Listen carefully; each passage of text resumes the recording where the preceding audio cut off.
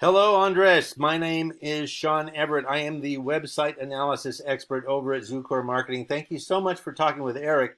He sent your website over to me for analysis. So here we go. You have a beautiful website. You clearly have spent some money putting it together. You have custom photos. You have a nice layout. You have great fonts. There are testimonials from your customers. It's a great website. But a great website like this is kind of like having a beautifully painted car. If you pull up to your friend's house and say, let's go for a ride, they go, yeah, let's do that. And that's what happens here. Once somebody gets here, they're going to want to go into it. They're going to start clicking because it's interactive, it's interesting. But I'm not here for the aesthetic part of it. I'm here for what is inside of it, because what is inside of it will actually determine whether or not people come here or not. And I can tell you right now that your site is underperforming. I'm in fact going to show you how many clicks you got last month as a result of a Google search. This is a paid tool that I use. It's called Ahrefs. This is how many clicks you had last month as a result of a Google search. So that's the first thing I look at. The second thing is I go and I do a Google search for Dallas-Fort Worth, Texas roofer. Now, I need to explain a little bit about how Google works, because everyone who goes to your site is likely going there through Google unless they type it in from the bottom of your business card. And then they already have your information and they're just doing follow-up. Anyone who is looking for a roofer for the first time will likely find you on Google. So here's what I'm going to explain to you about Google, and I will do my best not to be dull about it because I can geek out.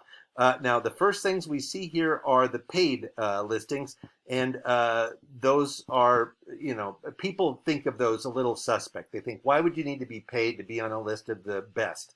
But that's not what a Google list is. A Google list is not a list of the best.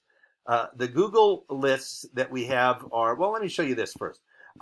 This is what we call the map pack. These are the folks who have done something that the folks down below, down here, have not done, and that is they have filled out a Google business profile. Now, Google business profile is like a Facebook profile. It asks you stuff about your business. It asks you to prove that the website is your own, and it needs to be done very, very thoroughly because Google rewards thoroughness. It's a computer company, after all. And the goal is to get up here. So you want to do the Google business profile very thoroughly. Now, the reason that I mentioned something before about relevancy is this. Google will give you the choice between choosing by something by relevance or distance. That means it can be close to you or it can be relevant, according to Google. Now, relevancy, according to Google, is a company that has a good website. And for you and me, it might be a person who has a good work ethic and good materials. And, where's the fairness in that? But that's the world we live in. You're not competing in just physical and virtual world. You're competing in the Google world also, because that who's going to drive traffic to your site. Now, underneath the map pack, we have what we call the organic search results. Now, these are wholly and completely the order of the algorithm. The algorithm chooses that, and the algorithm is looking for essentially three specific things, one of them being the Google business profile that I just mentioned. The second is content, and I'm going to show you what I mean by that. Here is your website. I'm going to copy and paste it into this word counter. Here we go. 639 words, that's not bad. Here is Lon Smith's. Lon Smith, by the way, is your #1 Google competitor because he appears first in the search results under, oh my goodness, what is happening? Computers, you can't live with them, can't live with them. Underneath the map pack, Lon Smith comes first, and then Tarrant, and then D&G. So we're going to call him your biggest Google competitor for the purpose of this analysis. Now, I'm going to do something really fast, and that is I already did that. I showed you the word counter. Now I'm going to do Lon Smith. Get rid of this and copy and paste into this word counter. There we go. He has 1,062 words. Now, as far as algorithms go, more wins. It's a mathematical construct, after all. So 1,062 beats 639.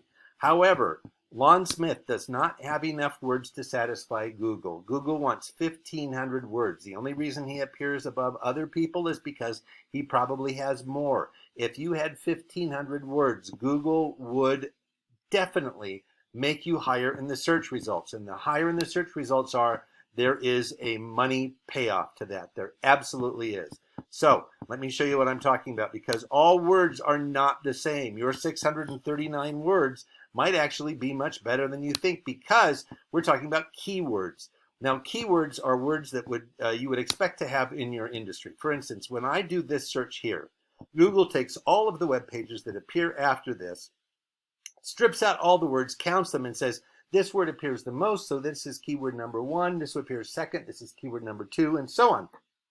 And then it matches those up to the way that other people search for this. So it's not just those words, it's about how people actually Google sites. Like if somebody else types in just Dallas, that's going to be a whole different search, but it's going to be essentially the same for the Google algorithm.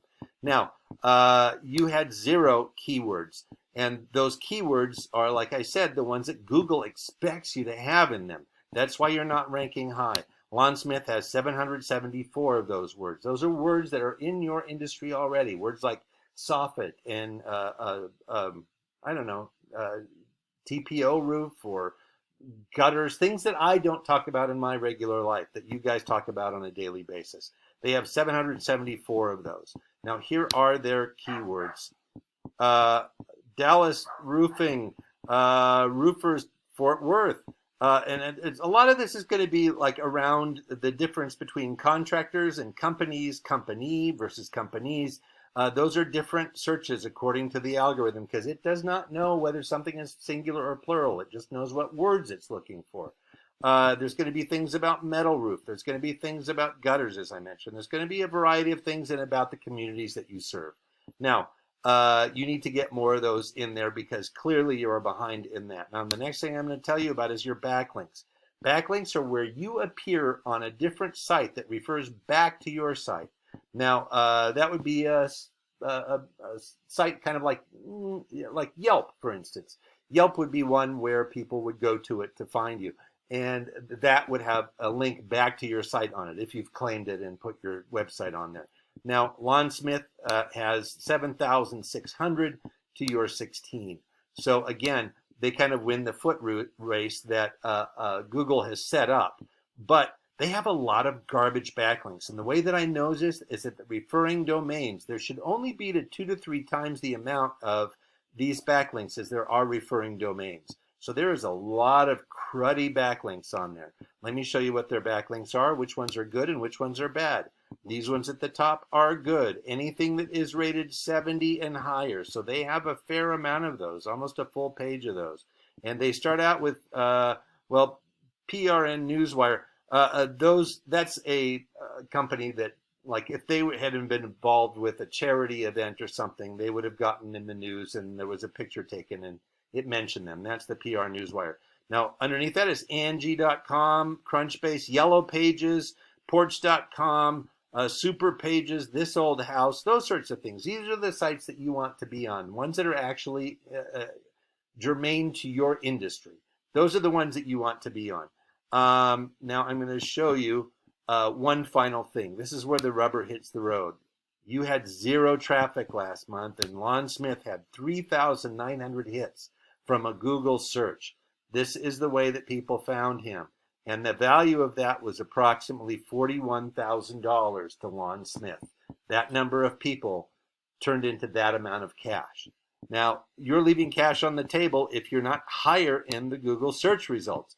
I found Lon Smith by doing exactly this, by going here, clicking that, and then finding out what his stats were. And that shows me exactly why. If I did Tarrant Roofing or D&G, they would be less than Lon Smith. That's the way that the algorithm works. So you can do all of these things yourself. I'm not going to lie to you. None of this is brain science. But it is time consuming, requires a lot of research and some expertise to get it done well, because as you can imagine, Google being a computing company, they want things done thoroughly, as a computer might do them. So that being the case, you might want to spend your time roofing while you let Eric help you through the next steps of getting this stuff done, and so that you can get higher in these Google search results. Thank you so much for watching, and you have a great rest of your day.